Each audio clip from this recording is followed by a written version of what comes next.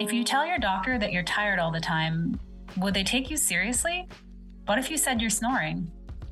In this podcast, I talked to Alida Abdullah about finding her sleep apnea diagnosis, getting treatment, and what she wishes she'd known earlier in her journey. We also discuss a challenge many of us face: how to balance a busy lifestyle while also prioritizing treatment and sleep. Welcome to Project Sleep's podcast. Project Sleep is a 501c3 nonprofit organization dedicated to raising awareness and advocating for sleep health, sleep equity, and sleep disorders. I'm your host, Julie Flygar. We're so glad you're here as we work together towards making sleep cool. On this podcast, all guests express their own opinions. While medical diagnoses and treatment options are discussed for educational purposes, this information should not be taken as medical advice. Each person's experience is so unique, which is why it's so important to always consult your own medical team when making decisions about your own health. If you haven't done so yet, please hit the subscribe button so you never miss a Project Sleep podcast episode. And if you enjoy this podcast, please leave us a rating or review wherever you listen so that we can reach more listeners and raise more awareness. The Sleep Insight series invites listeners to learn about this amazing adventure we take every night called sleep. Through these insightful discussions, we examine sleep and our society's beliefs about sleep from a variety of angles. We hope you'll learn some cool new facts and analogies that you can use to help us raise awareness about this underappreciated 1/3 of our lives. Hello, everybody. We're really excited today to have a very special guest with us. Alida, say hello. Hi. I am so excited to have a conversation with Alida today. Alida reached out via Instagram is how we met, and then we have been getting to know each other over the last couple of weeks. We also both live with sleep conditions. So Alida Abdullah is a wife, mother of 4, and a teacher living in the Atlanta area. She was initially diagnosed with sleep apnea 10 years ago, but didn't understand the severity of the disorder until more recently, when she learned of the many other health issues that sleep apnea can cause. She is sharing her story today to help us raise awareness of underdiagnosed but serious sleep conditions like sleep apnea and how they can affect other areas of people's lives. We're just really excited to hear your full story. Also, just like being a mother of 4 and a teacher, like, wow. Thank you. Thank you. I am also what I would consider a serial edupreneur. I'm a part of a company that helps people actually get their credit in order. So I'm a part of the team Unstoppable. So shameless plug there. I just, I really like to help people and I like to, provide education. So this opportunity to share about the sleep disorder that, I've been dealing with probably even longer than the diagnosis is really a blessing. I used to do birth work in Minnesota, working with the community, providing awareness there. So everything I've done has been around education. I do have 4 wonderful children. I have 2 sons. My oldest son is a huge football player, and my youngest son is 5. My daughters are in the middle. They really like art and creating, and they are really creative kids. So I've run the gamut. I was an athlete growing up. I am the daughter of a retired football and track coach. So sports runs huge in my life. Right now, the one oldest child is trying to groom the youngest son to be a football player. But I definitely think I have athletes in my daughters as well. One plays tennis and she enjoys that. And the other one, I believe, this is my personal opinion. I am no world-class track coach, but I believe she's a 400 runner. But for the meantime, I think they're just enjoying the skates. But to get to my story, I actually, as Julie said, I was diagnosed back in 2010, somewhere around 2010. I had just given birth to my oldest daughter, and I was, what, in my opinion, huge. I weighed about 200 pounds. I'd never weighed that much before, and she was the smallest kid I had. I'm like, how did you put this much weight on me and be this little? After I gave birth to her, I think my snoring became worse. Of course, my husband had noticed it before, and he would say, hey, you snore really loudly or whatever the case may be, or sometimes he'll nudge me and wake me up. And so I said, well, perhaps because I have all this weight on me, that this is causing the sleep apnea. So I said, let me go to ENT, find out what I can do. So I did a sleep study. This particular sleep study, I actually had to go to a lab and I slept with a CPAP on. And I promise you, it was probably the best sleep I had gotten probably in my aware years, honestly. I felt so refreshed that day. I was going, and the next day, rather, and I was just going and I was all over the place. And I was like, wow. And when the results came back, it was true that I did have sleep apnea. However, when I got the CPAP at the time, I was breastfeeding and my daughter slept in the bed with me. And I had recently decided to go natural. So my hair was, thick. And so I had all this stuff and these tubes and this machine. And I was like, oh, this is a headache. I worked really hard to get the weight off. So I dropped my weight and I said, okay, I probably don't have sleep apnea anymore. I'm not fooling with that machine. It gets on my nerves. It's just too much going on. And then I got pregnant with my youngest daughter. So there we go again. So I didn't use the machine after that because I really didn't think it was helpful. I said, okay, well, I kind of feel better sometimes, but not consistently enough for me to feel like I needed the machine. So fast forward 4 years, and I went for my regular female physical checkup. And the doctor says, hey, your blood pressure is elevated. And I'm like, whose blood pressure? Not mine. You can't be talking about me. I work out, of course, like I said, I'd gone through all this trouble to get the weight off. And I did the same with my youngest daughter. I'm working out and, I try to eat right and I don't smoke. I'm not a drinker. That's not my thing. Like, what? Who has high? Not me.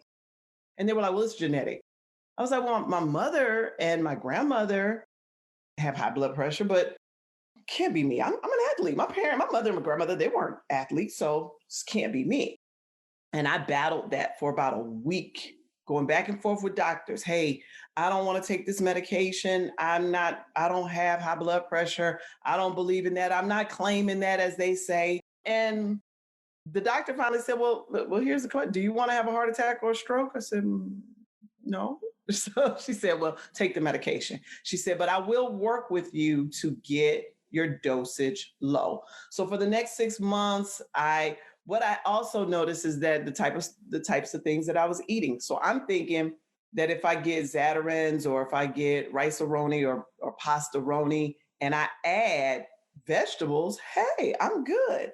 But I didn't realize the astronomical amounts of sodium that those box meals have in them. So I started eliminating those things and learned how to make the pasta without the box. And that was helpful. And of course, I continued to work out. And I finally did get down to a really low dosage of my hypertension medicine. Kept moving. We moved to Minnesota. I had my youngest son. And then when we moved back here, I had gone to the ENT because I was having some other issues, sinus things and so forth. And I told him about, hey, I was diagnosed at one point with sleep apnea. Do you think I still have it? And he mentioned to me, he said, well, he said quite possibly, he said, I would have to do another sleep study because it's been so long. But sleep apnea, I don't know if you knew this. Now, he didn't know that I had high blood pressure or anything. He said, I don't know if you knew this, but sleep apnea actually causes hypertension. And I was like, oh, really? He said, yeah, and it can cause type 2 diabetes and some other things. And I'm like, oh, okay. So now I'm more like, And he said, I found out for myself because I had high blood pressure, or I have high blood pressure, and I would use the machine. He said, but I wouldn't always feel just so great after using it. He said, but my blood pressures came down. I said, oh, okay. So that was my wake up call. Yes, pun intended. That was my wake up call, honestly. I said, okay, so let's go ahead and do this sleep study to see. And when they did my study, I think on average, I had 60 apneas an hour. It may have actually been more than that, but at any rate, so for those who don't know what sleep apnea means that you stop breathing in your sleep. And I would stop breathing 60 plus times per hour. Well, I love how you mentioned something about something that you didn't want to own, like that you didn't want to own high blood pressure is Yeah. was like so funny to me because I have narcolepsy with Mhm. cataplexy, type 1 narcolepsy. And, it's one of those things too that you first hear and you go, I don't want to own that, No, nobody wants to claim something that is, I don't know, looked upon as negative. And I certainly thought high blood pressure was super negative. And it is, it's very, and they call it a silent killer for a reason, because literally when my blood pressure was elevated, feel nothing. I had no headache, no nothing. I did have an episode after my youngest son was born where I could feel pressure in my lip. And I was like, and I had a slight headache. And when I say slight, like I have a pretty high tolerance for pain. So it was slight. Okay, no big deal. And I checked my blood pressure, it was sky high. So I had to go to the hospital and stay an extra day for them to get my pressure down, because all during my pregnancy, I took no medication. I thought pregnancy had cured me from high blood pressure, but it didn't. So, yeah, so I had to go take care of getting my pressure down. But because I was aware of my condition and I used the cuff and was able to check my pressure, then I was able to do something about it. But going back to what an apnea is where you stop breathing in the middle of the night. So if you ever hear somebody snoring, and I know it's going to sound weird, but it sounds kind of like there's a and then you go back to breathing. That is an apnea. That means that during that time period where a person is snoring and you hear them just go silent, they're not breathing. Nudge them, wake them up, shake them, do something. I was talking to my dad the other day and he was like, sometimes I'm just in my sleep begging somebody to just shake me, shake me. And I'm like, Dad, you need a machine. Just go get a machine, please. And I know it is something that I probably inherited from him. I've been snoring since I was about 11. My brother woke me up one night. He was like, You're snoring, you're loud, you're waking me up. And I was like, Go away. And I would sleep in class. I slept all through high school. I slept all through college. As a matter of fact, I do believe that when I was in college, I slept in class so much that when I went to go get fill out the paperwork to graduate, people were looking at me like, how in the world did she get through? She slept through most of it. Yeah, I did. I did. And once again, something undiagnosed and you don't think about it. And there's this stereotypical picture. Like when I think of sleep apnea, the person and the picture that comes to my mind is Homer Simpson. No joke. This is exactly who I think of would have sleep apnea. Older, middle-aged, beer belly guy, just, kind of sloppy in a way. I never would have thought that me being an athlete, halfway in some sort of shape, why do I have sleep apnea? Well, I snore. And it could be, anything that causes it. You can have an obstruction in your sinus passageways. It could be that I think the way they call it, there's several types. So I have obstructive sleep apnea. And I think that when I sleep, my tongue relaxes in a way that it doesn't allow for the air to flow freely. But I think it's important that you recognize these things. And no, I don't like the machine. The machine gets on my nerves. However, I know that the machine helps me. And it ain't sexy. No, not at all. And I have a husband that's just like, dang, I know he's over there like, dang, I got Darth Vader over there. She looking crazy with all them tubes. But, I know that he's more concerned about me being healthy than about what I'm looking like when I'm asleep. And I think that sometimes we get into this, oh, I don't want to look like that. I don't want to that ain't cute. My man ain't gonna like that. Or, if you're a guy, oh man, I don't want my girl to think I ain't fine because I got this. But, honestly, if you are with someone who truly loves you, they don't care what you look like in your sleep. They just want to make sure you're gonna wake up. And what happens is we have these conditions. Once again, sleep apnea I knew I had it, but I didn't realize the major impact. And I wonder if had I continued to use the machine and gone through with the CPAP therapy from the first time I was diagnosed, that I may not have been diagnosed with hypertension some years later because the stress and the pressure would not have been on my arteries the same way. The way the doctor explained it to me is that when you have an apnea and you stop that breathing, your body treats it like it's a heart attack because you have cut off your airways. And so it's going through these panic attacks throughout the night. And that puts stress on your arteries. It puts stress on your heart. It puts stress on your body as a whole. And so we don't think about it and we just think of it, oh, he just can't sleep because I'm snoring. But it's really much bigger than that. And we have to take control over our health and well-being. And when we know that we have certain conditions, then we can do something about them. Think about Serena Williams knew she suffered with embolisms, and that's when you have blood clots. So she knew what to do when she had those embolisms. But right after her daughter was born, she had one. And the doctors were like, oh, you're fine. And she was like, no, I'm not. She said, give me an MRI and give me an IV right away. She knew exactly what she needed to advocate for her health.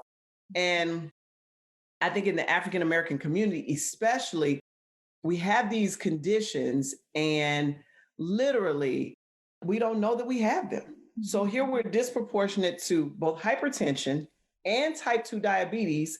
And I learned just a year ago that sleep apnea causes both of those. So how many of us are running around here, sleep apnea that has caused high blood pressure and diabetes, and we don't know that sleep apnea is the cause? So I think I'm all about root causes. I do not take Tylenol unless I know exactly what's going on. If I have my knees hurting because I've been running, or I know why I have a headache, oh my goodness, I know I'm getting a sinus infection, I will take medication. But until I get to that root cause, usually I won't take medication because it's like putting a Band-Aid on something. And you don't even know what's causing the issue that you see the outward result from. So, if you see the high blood pressure, you see the type 2 diabetes, you think, oh, I'm not eating well, or I'm not exercising well. And that's probably true as well.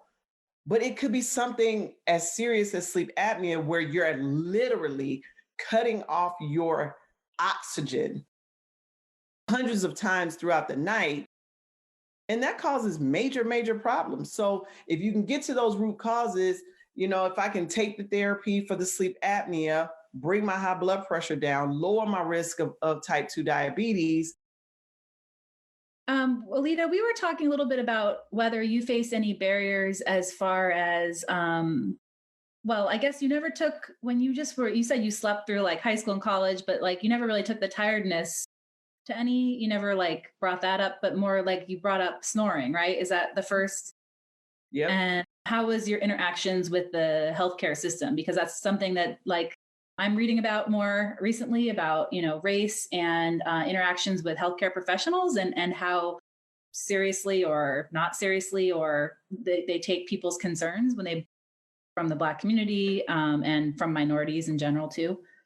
Yeah, exactly. And that was why I brought up the Serena Williams story, is that oftentimes healthcare professionals do overlook people in the African American community and don't recognize, hey, look, this is something serious that you need to really take note of. And they kind of, oh, you're strong, you could make it, you've been through all this stuff as a people, you're fine. And that's not necessarily true. I didn't really experience any barriers with this particular situation. I just went in there and said, listen, I'm snoring. My husband said I can't. And they, went ahead and ordered that test, that, the sleep study. And I think that had I gone in there and said, I'm sleepy all the time, yes, by nature, I'm a night owl. So it's nothing for me to go to bed at 1:00 in the morning, 2:00 in the morning, and still get up at say 6 or 7 in the morning, because over the past few years, I've kind of developed this early morning routine. So I'm a night owl. So anybody could, if I go into a doctor's office and I say, I'm always tired, and people would walk up to me and they would look, hey, you all right? I'm like, why you asking me that? You look tired. I'm like, do it? Oh my goodness.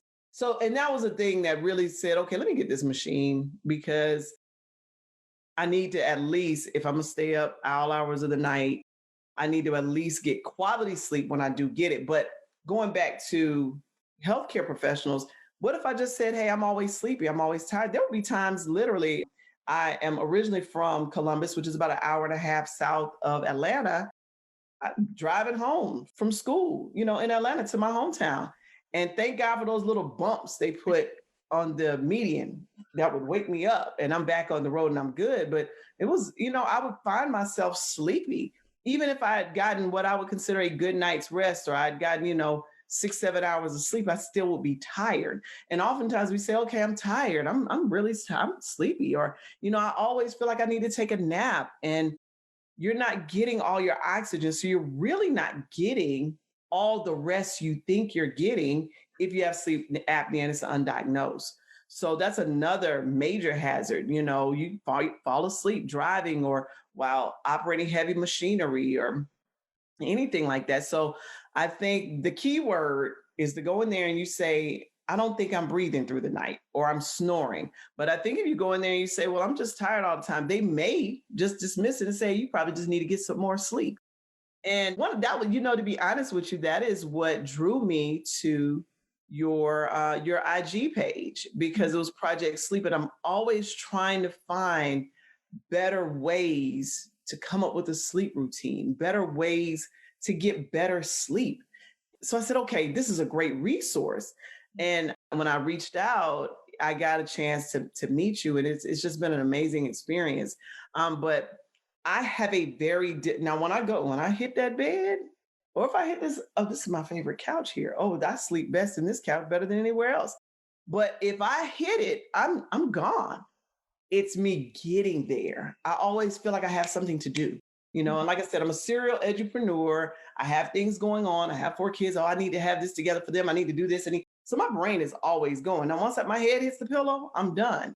To the place where sometimes I don't even put the machine on because I've faded and I'm gone before time. But honestly, my biggest struggle is coming up with a consistent sleep routine. Just how do I get as much done throughout the day that I feel satisfied enough to go to bed? I'm like a baby. How babies they're dog tired and they're rubbing their eyes and they're because they don't want to miss anything. They don't want to feel like they've lost out on something. And that's kind of how I operate. Like, okay, oh dang, did I do this? Did I do that? Oh, I need to send this email. I need to, type up this letter. It's always something that I can and should be doing that makes me feel like, why am I going to sleep? I got too much to do. Right. So have you heard of the nap ministry? No. Oh, I got to connect you with that. It's a woman on Instagram, but also more than that. But that's just how I think in terms of Instagram world. But she talks about rest as a form of resistance, that also like that we have this concept of productivity. And she does bring it in with race and that it's a form of oppression, that we think that we always have to be super overproductive and not to take time for rest. And so rest is like part of I won't say it as eloquently as she does, but the importance of taking time for ourselves as a form of resistance. Ooh, I like it. I like it. And I always hear self-care.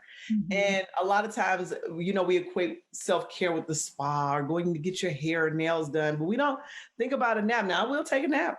It doesn't take much. And once I've taken that nap, I usually am ready after that.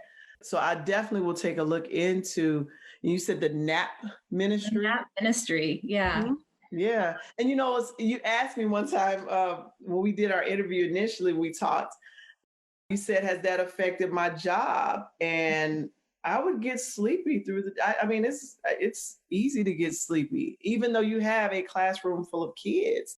And a long time ago, this is before I was even diagnosed, I would take a nap, like my planning period, or, I'd tell the kids, okay, give me 5 minutes. Everybody just take a nap. And there are different cultures where a siesta is normal. And why don't we have that here? Why can't we take a nap, especially after you eat lunch? And after you've eaten lunch, you're hungry.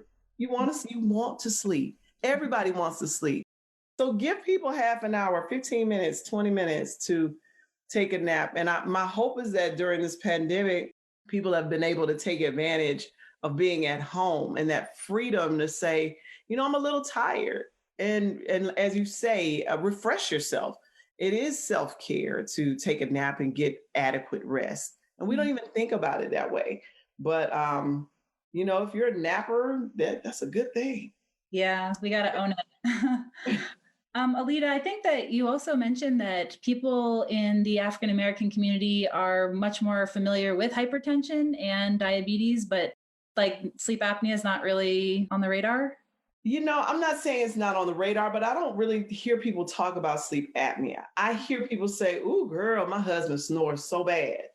Or, "Oh man, I snore so terribly. I run people out of the house." So we know the symptoms and we have an understanding of that, but I don't think that we say, "Girl, I got sleep apnea." I know a few people who do, and I know some people who actually have a machine and things like that. But it's not something that we sit around and say, "Oh, what they call it, the sugar." Back in the day, we would call diabetes the sugar. Well, so and so has the sugar. And so we'll use the term snore, but then we don't do anything about it. We talk about snoring, and people who have the sugar, diabetes, they go and get their insulin and they take their medication, or you hear old people say, I got high blood pressure, baby. I got to get my pressure medicine.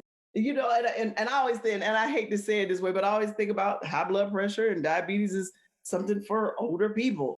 And so we always do think we take our blood pressure medication and we go get our insulin, or we take care of our diabetes, but we talk about snoring all the time. We don't do anything about it. So we get treatment for these other things that we know affect us disproportionately in the African American community, such as high blood pressure and diabetes, but we don't get any treatment for sleep apnea, which could very well be the root cause of these other two disorders that we're dealing with. It's kind of amazing to think too that you didn't know that for 10 years. Like you first got a diagnosis and you didn't even know for 10 years like that those things were associated with it, and then you went down this path of the high blood pressure and all the medications, and no one in that journey ever thought to look at your records. I don't know if it was part of, somewhere in there or anything, that there was that connection. And I don't know. And then so hopefully things are getting better. But if I go to one provider and I get a sleep study, and then, for example, I moved. So I moved from Georgia to Minnesota, back to Georgia. How do you keep up with all those records? And I don't think all the records follow you at all the time. So if I go to a gynecologist, they're not mixing records with the ENT, which has my sleep study records. That has, my PCP may be connected in some way because that's hypertension, your primary care, and things like that. But as a matter of fact, I told a gynecologist, I was like, I don't want a PCP. You're my doctor.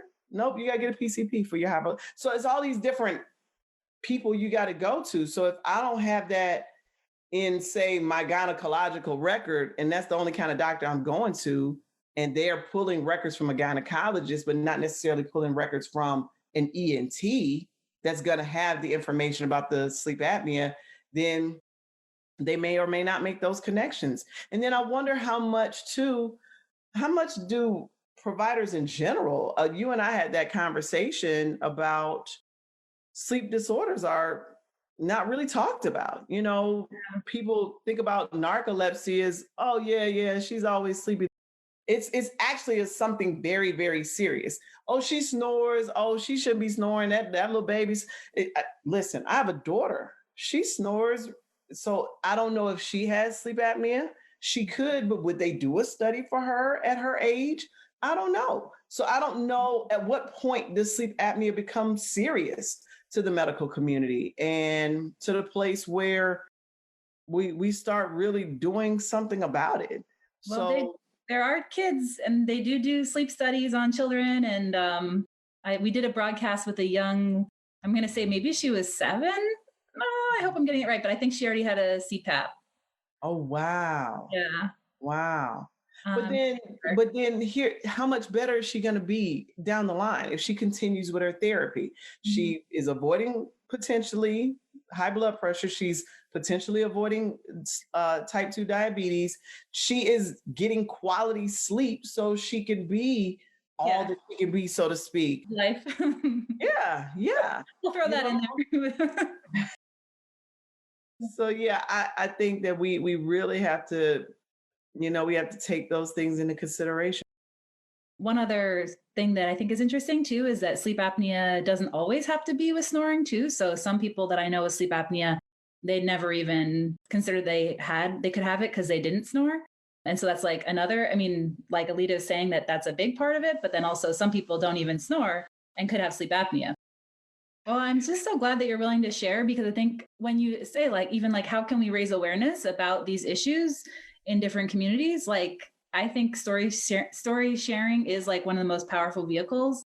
And research actually really shows that. You know, we think often we can like throw facts at people and then they'll change their behaviors, but really like I think you being a new face, not the Homer Simpson, you know. Oh my God. There's also a Homer Simpson episode where he gets narcolepsy, by the way. And Wow. so, yeah, I think there's also one where he does use a CPAP, Goodness. think, but there's also one where he gets narcolepsy. It's kind of a creative episode, but you're being willing to be a face, you know, of this and sharing, like, I think that is one of the ways to raise awareness and let people know about that it's not just Homer. No, no, not just Homer at all. And not just old people. I saw a movie, I think it was like Jumanji or something, and the granddad had this big CPAP that he was using. And like I said, we think of these things as older people, but I'm gonna tell you one of the things that really has concerned me, like young people that I know, people that I went to middle school, junior high with, and high school, they died, from heart attacks and from strokes and from liver complications. And liver complications is another issue that is caused by sleep apnea. And it's like, uh, yikes, And how many people may have had some of these disorders and they passed away and they just never knew? That's a scary, scary thing. And we have to stop looking at it, like you say, as Homer Simpson or older people, but that, it starts really when you're young. And if you can prevent certain other issues from occurring, then, you're putting yourself in a much better place. Mm-hmm. Is there anything else that we should chat about? No, I just, I recommend anyone who knows someone who snores or it sounds like they're not breathing at night. Oftentimes it's another person who can recognize those things in you, because if you're asleep, you don't hear yourself snoring. You don't, unless like I had an episode last week where I was like, oh my God, I couldn't breathe. I couldn't breathe. I fell asleep and I woke myself up. So unless you know that for yourself, make sure if you are the partner of someone that snores, or if you think you may snore and you have a partner or your partner has told you that you snore, something to definitely take a look at. Go to your doctor, say, hey, listen, I snore, I stop breathing. Can I get a sleep study? It's really it's actually even better than the CPAP. They give you a little headband and you wear that at night, and it just basically checks your oxygen levels. It determines whether or not you've dropped below optimal oxygen levels throughout the night and how many times. And also if people are sleeping through school, because I think a lot of people, you know, young people that could have narcolepsy too, or sleep apnea, like let's just not make a precedent where sleeping through school is okay and normal. And a lot of kids are getting in trouble. They're actually like Yeah, going to truancy court and stuff for missing school or sleeping through school. And that the more connections we can make there and help educators consider a medical condition as opposed to, you know, oh, maybe this kid's partying or this kid's gaming late at night. And maybe they are, maybe, but why not also just look for a possible sleep condition for them too? So, I agree. I think it's yeah. so important that we don't criminalize when we have situations going on, and kids get in trouble. She was sleeping in class, or he was, wake so and so up. And it turns into sometimes even a battle between the child and the teacher. And, it's important for, if you are a teacher and you recognize these things, I work with some very caring educators who will kind of, hey, go wash your face or, take a break or whatever. That's what I do. If I see someone is tired and because I recognize it and I say, okay, go wash your face, freshen yourself up, walk around kind of, that kind of thing, as opposed to criminalizing, oh, you're just being defiant. You don't want to learn this lesson. And so we're going to, write you up and, fall back. It's not that deep sometimes. And sometimes kids just don't get a good night's rest. And that's okay too, And I think we have to definitely look at this as a possibility and something that we can work to change for the better for everyone. Well, I think that's kind of a good final words in a way. I also want to mention the American Association of Sleep Apnea is a really wonderful organization. If you are looking for more information, that is a really great nonprofit advocacy organization for people with sleep apnea. And they have great resources as well. So I just cannot thank Alida enough. Your willingness to share your story, because that's really what I truly believe in and is the most powerful thing is our stories. And when we're willing to just share those, that is one of the most powerful ways to get the word out. So you're amazing. And thank you again for doing this. Thank you, Julie, for having me. It's been a joy.